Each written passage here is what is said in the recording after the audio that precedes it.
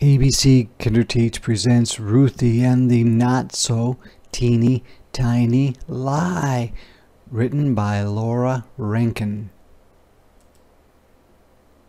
Ruthie loved tiny things. The tinier the better. Her toys were the teeniest imaginable. She had dinky dinosaurs, itty-bitty trains, ponies no bigger than your pinky, and teddy bears that were barely there.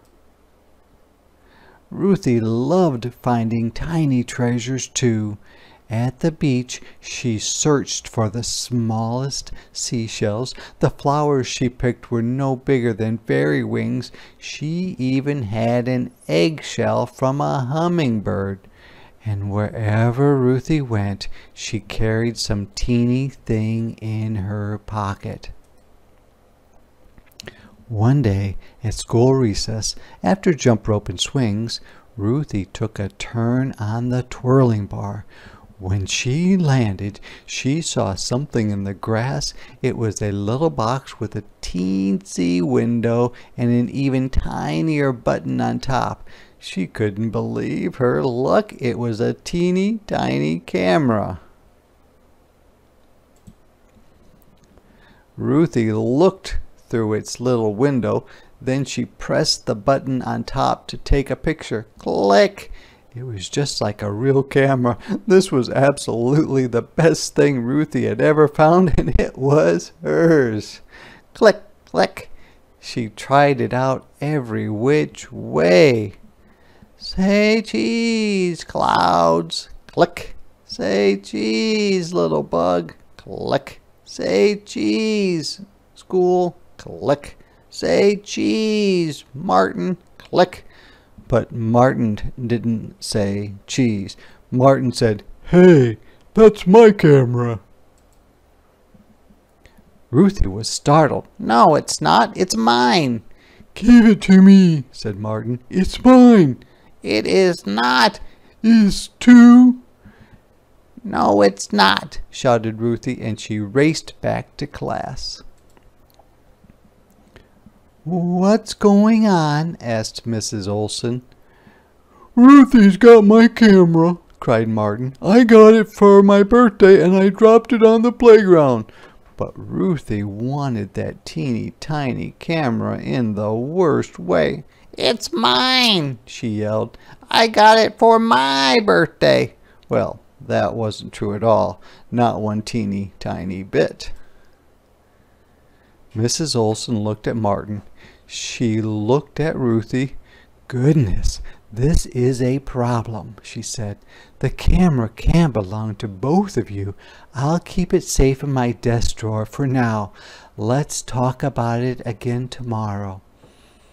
Ruthie's stomach flip-flopped all the rest of the day. She couldn't remember the answer to 2 plus 2. When Mrs. Olsen read a story, every word flew straight out the window. The bus ride home took forever. "Hi, Ruthie," said Mama. "How was school?" "Okay," mumbled Ruthie. Dinner was macaroni and cheese, Ruthie's favorite, but she couldn't eat, not one little bite. "Aren't you feeling well?" asked Papa. "I'm not hungry," she said. At bedtime, Ruthie was close to tears. "What's the matter?" asked Mama. So Ruthie told Mama and Papa the whole story. "What do you think went wrong?" asked Papa. "I said it was my camera," cried Ruthie, "but it's not." "It's going to be okay," said Papa. "You made a mistake and tomorrow you can fix it. I think Mrs. Olsen and Martin will understand." But the next morning Ruthie could barely eat.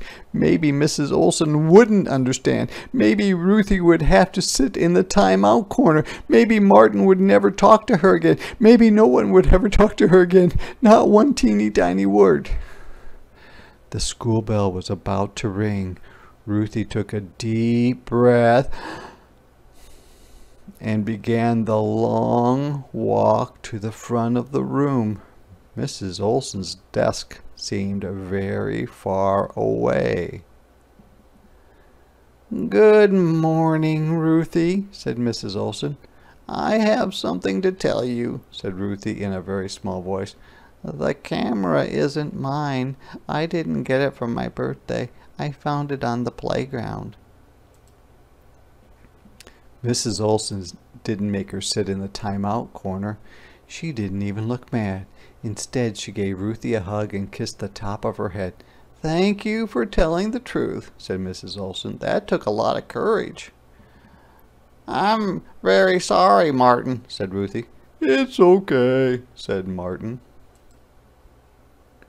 All at once, Ruthie's stomach stopped flip-flopping. She even skipped a little on the way back to her desk. She got the right answer to 3 plus 7 in math. After lunch, Mrs. Olsen read the funniest story Ruthie had ever heard. And on the short bus ride home, Ruthie realized she didn't miss the teeny tiny camera. Not one teeny tiny bit.